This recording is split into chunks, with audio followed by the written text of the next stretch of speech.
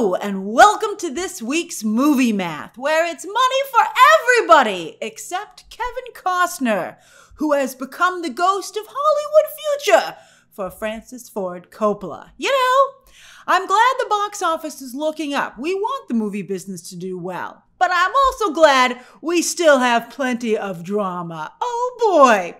Yes, never invest your own money when also drinking your own Kool-Aid. Oh, remember, writers and directors, a good producer who's not you or someone you're related to, they know when to tell you no. However, at Disney, it's going to be yes to more sequels for a very long time, as it's quite the reversal of fortune over at the Mouse House, with Inside Out 2 joining the $1 billion club, the first of the year, in just 19 days. Now, that's not only the fastest ever for an animated movie, but while it's not quite enough to get into the top 10 all-time fastest movies to $1 billion, it's just a scooch under. It does tie with The Last Jedi and Barbie in terms of how many days it took. As you can see, there's days and then also the number. So it's like, it's an honorary member of the top 10. But that's exciting stuff. Not only is Inside Out 2 helping the Mouse House, but it's helping all of Hollywood. We wondered if it would have coattails, and coattails it has. The movie business is not broken. Hooray! With A Quiet Place Day 1 delivering the biggest opening ever for that franchise and one of the biggest openings of the year. But to be fair, while Inside Out 2 is getting all the credit for finally kickstarting the summer movie season, I think if we're going to be honest about it, Bad Boys 4 definitely helped get audiences back into a movie-going mood. Can this reinvigorated interest in Hollywood content continue through the holiday 4th of July season? How many of these movies and shows do you plan to fit into your holiday schedule? There's so much content dropping right now, it's a whirlwind. And I'm sure after a busy day, as you rush home to watch your favorite latest movie or TV episode, you make a pit stop for some fast food to enjoy while you watch. We've all been there. But it's not good for your health or your wallet. Enter Factor, who's sponsoring today's episode of Movie Math. Factor is now owned by our friends over at HelloFresh. Both great services. HelloFresh gives you the option to easily make your own dinner, but Factor is even faster. You just heat and serve high-quality meals that are fresh, not frozen. I don't know about you, but I always plan to make my dinner, but I always end up in a time crunch. So again, I just stop at a restaurant on the way home, but my health and my wallet take a hit. Buying takeout plus throwing away all the groceries you thought you were going to use, it adds up. But Factor is stress-free meal planning. No grocery stores, no meal prep, no cooking fatigue. Yet you're still eating high-quality meals that are still fun. Look at these. Texas-style jalapeno ground beef and bacon, ginger teriyaki salmon, Caribbean spiced chicken and pineapple barbecue sauce, or chicken pot pie pasta, yummy! And with Factor's ready-to-eat meals, you'll be sitting down to watch your latest favorite movie or TV episode in just 2 minutes. So head over to Factor75.com or click the link down below and use code BTT50 to get 50% off your first Factor box and then 20% off your next month of orders. That's code BTT50 at Factor75.com to get 50% off your first box and then you're 20% off your next month of orders. A month means 20% off 4 boxes. That's 50% off your first box and then 20% off the next 4. Wow! So be sure to click that link and give Factor a try. And again, thanks to Factor for sponsoring this episode. Back to this weekend's box office, Inside Out 2 remained the #1 movie for the 3rd weekend in a row, thanks to yet another stellar hold. But it was close. It was actually very close, with A Quiet Place 2 having a very healthy opening weekend, complete with broad appeal, where again, you can see the Latino audience made a big difference. And also, I think the movie benefited from a Cloverfield Roland Emmerich-style vibe to its ad campaign. Now, the movie actually isn't like that, which I think you can see reflected a little bit in the audience scores, which are solid. Those are solid audience scores. I don't think the Paramount or the franchise needs to be concerned, But I do think they should factor that in when they decide what they're going to do with the next film. And they're definitely going to make another one of these movies. Or maybe not, because they're making a lot of money. Let's see how the movie performs over the next few weeks. It'll be interesting to see what its second weekend looks like, especially with so much competition at the box office. What is Despicable Me 4 going to do to the marketplace? Obviously, it's competition for Inside Out 2. They're both, animated family films, but I think it's also competition for A Quiet Place Day One, because, these days animated films have very broad appeal, just like a blockbuster does. So, I think a lot of adults will be going to, maybe not, but I think a lot of adults will be checking out Despicable Me 4 over the holiday weekend. Do you plan to check it out? So yeah, we'll see what happens with this film. It enters the marketplace on Wednesday, and it's still a franchise very much in its prime. I mean, it might seem like you might be like, who still watches these movies?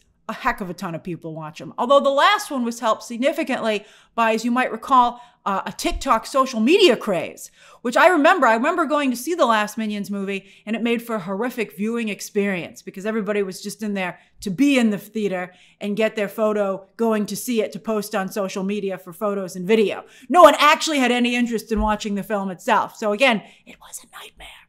But it made a ton of money at the box office. So nothing like that has emerged for Despicable Me 4. We've talked about whether or not these things are organic or whether they're manipulated by the studios. And I'm telling you, sometimes something that looks organic has actually been manipulated by the studio, which I find fascinating. But, it's easier said than done. And clearly they can't do it for every movie. Maybe they don't want to, or it would tip their hand and people might feel these things aren't as organic. We'll see how Despicable Me 4 does.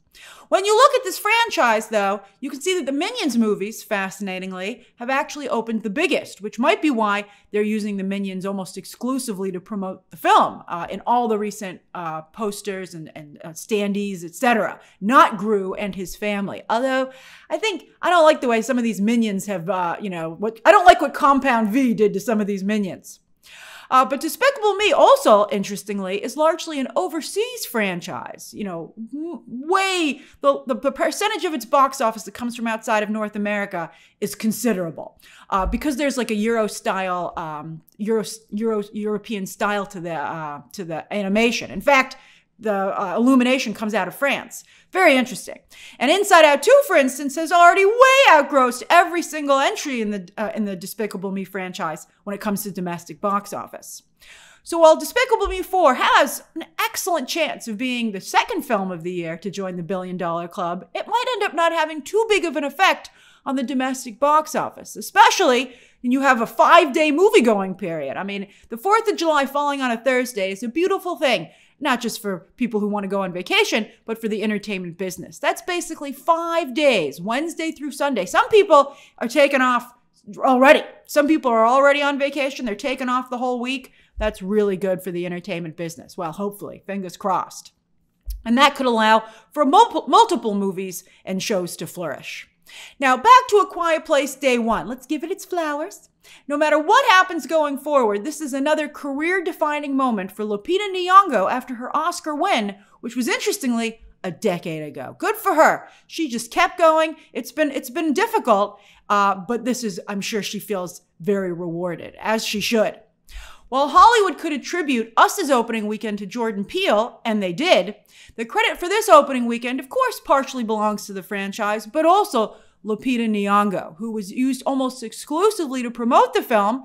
But most people don't even know who Joseph Quinn is, and has by far and away the most screen time in the film. It's her movie. And as you can see from the demographic breakdown, she brought in a very diverse audience, which is crucial for a movie star. And while there are plenty of Black actors who have been able to open a movie in Hollywood, Black actresses have unfortunately not even had the opportunity to prove that they can open movies as well. Halle Berry is perhaps the biggest box office star when it comes to Black actresses in Hollywood, and she has never opened a film this big outside of the ensemble X-Men movies. And when her movies have opened close to this, she was not the star. This will also hopefully do a lot to defeat colorism in Hollywood, something that affects Black actresses in particular, and that not only Nyong'o but Viola Davis have spoken out against and how it has affected their career, something they've both had to overcome. Both are making significant strides for Black actresses in mainstream Hollywood, but Davis is still largely in supporting roles, particularly when it comes to the bigger films. Nyong'o, as the female lead in a huge commercial blockbuster, is a really big deal. It's going to create a lot of opportunities for her, and it's going to open a lot of doors for other actresses. She's going to pull everybody up. It's a really big deal. It's exciting. Now, of course, Nyong'o, she's not quite done yet. It'll already make some changes. But to really cement it, she's going to have another follow-up hit. So this is where it becomes very important. So we're going to talk about what we would advise Lupita Nyong'o to do next.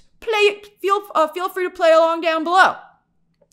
So the only role that she has set up right now, besides some voice work, is a UFC movie starring Chloe Grace Moretz. And it hasn't started filming yet. And sorry, Chloe Grace Moretz, but I want to get my client away from you because you got, Chloe Grace Moretz has a little bit of the stink of failure about her at this point. So I'd try and get Lupita Nyong'o out of that movie. I'd be like, she's just not available right now. And then she never becomes available. All right, so honestly, I think it would be great to see Nyong'o get another franchise film, but not DC, Marvel, or Star Wars because there's just too much baggage with those franchises. And she's already been in Marvel and Star Wars, by the way, in smaller roles. Could she get a Disney theme park movie? What are the roles in the new Pirates film? Let me see those casting breakdowns. Also, maybe she could stay at Paramount with Star Trek. Oh, I like that idea. I like that idea a lot. If I worked at Paramount, I'd be like, let's put a role for Lupita Nyong'o in here.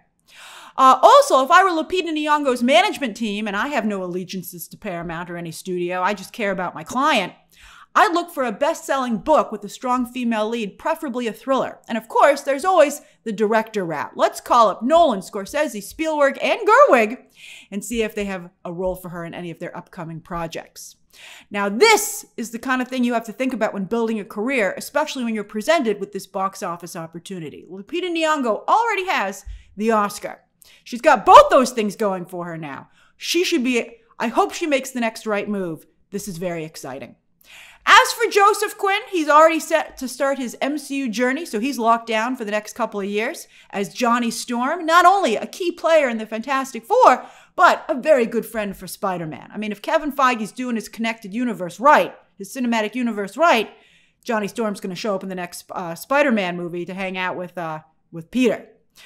Peter needs some friends. Enter Johnny Storm. Although I do think that Tom Holland, if you really think about it, Joseph Quinn kind of looks like a combination of Robert Downey Jr. and Tom Holland. All right. They're both British. Both British blokes, by the way. Michael Sarnoski, who I do not think did a good job delivering for this franchise. Who cares? Look at the box office he brought in. He can now write his own ticket, particularly on a small film.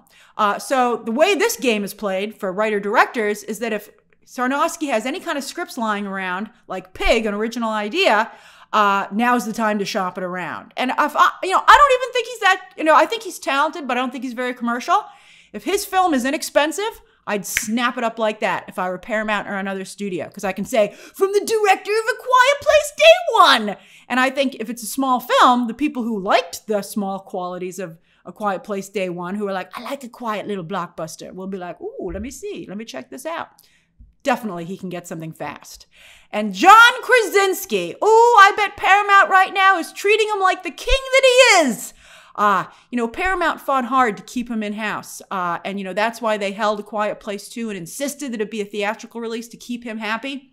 And that was a good move. He is becoming a cornerstone of the studio.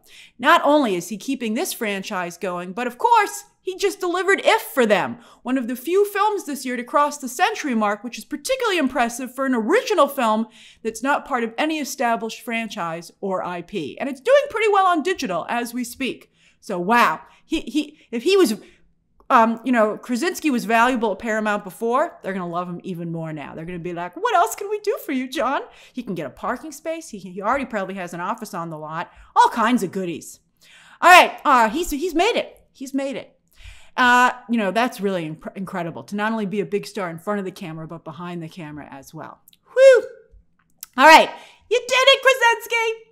And of course, as I said, they're going to make another Quiet Place film. Will it be day 2? Will it be a little bit down the line? Day 34, random days that we just pick? That's what I'd actually kind of do. Because, well, we'll talk about that in a minute. But first off, the franchise is also expanding in other ways, like they're going to be part of the Universal Halloween Horror Nights this year. So will A Quiet Place ever tell the larger story about the alien invasion, which people thought this movie was going to be? Or will it stay in the sweet spot of intimate, low-budget stories, where it's doing very, very well? You know, that's like a horror film. And I think that while A Quiet Place presents itself as a big-budget apocalypse franchise, it's actually a horror movie franchise. And I wonder, you know, that Krasinski, he might actually recognize that. And so that's why he's constructing it the way that he is. So I think you got to keep it with just small stories in the space and just change who the characters are and the setting. Maybe I'd go for an international feel next. Ooh, I like that idea. You know, we've stayed entirely in the United States so far. Maybe I'd see what was happening in the rest of the world. I like that. I like that idea a lot. Maybe I'd go a couple different places. I wouldn't just tell, let's see. Maybe the next play is a show. But, you know, I think part of the fun is staying so quiet in a theater with an audience. What would you do for A Quiet Place next? They're definitely keeping it going. Now, speaking of horror, it would seem that Kevin Costner has just flushed about $40 million of his own money down the toilet. Whew! And he's in the middle of a really nasty divorce right now, as well as being officially kicked out of Yellowstone. It's been decided. So he can't afford to be losing this kind of money at the moment. What's even worse is Horizon's audience scores. Ooh, where the largely white audience that showed up for the film did not care for it. Whew! Anything lower than a B+ cinema score is cause for concern and means the film is not only unlikely to have staying power in theaters, but will have a hard time finding an audience down the line on digital and streaming. Costner not only has Part 2 coming out in August, but he's filming Part 3 right now. Oh, maybe he should have waited. This is just like the latest ongoing debacle of franchises filming entries back to back and having it be a really bad idea. I'm looking at you, Mission Impossible and Rebel Moon. Fast X and Spider-Verse, they didn't shoot back to back, and therefore it's taking a ridiculous long time to tell the second half of their stories. But they did very well. Both of those did very well at the box office. However, Fast X, largely thanks to overseas box office as well. However, audiences were kind of bummed out that those movies didn't actually have endings. And as I said, it's taking a very long time to find out what happens. I think Spider-Verse will be fine. I think Fast X might be in a difficult spot. But Spider-Verse, the story is so good and the setup is so good for the next entry. Although it's another multiverse story. But who cares? It's so well set up. It was fantastic. And as I said, is Francis Ford Coppola up next? I guess having your movie arrive as just a meh is not as bad as it being like the new, Ishtar, right? But at least, I guess, if you're going to flop, I guess you want people to talk about it. Megalopolis at least has being high art going for it, whereas Westerns get very little respect these days, especially from the media and the entertainment media. So, it'll be interesting to compare these two films.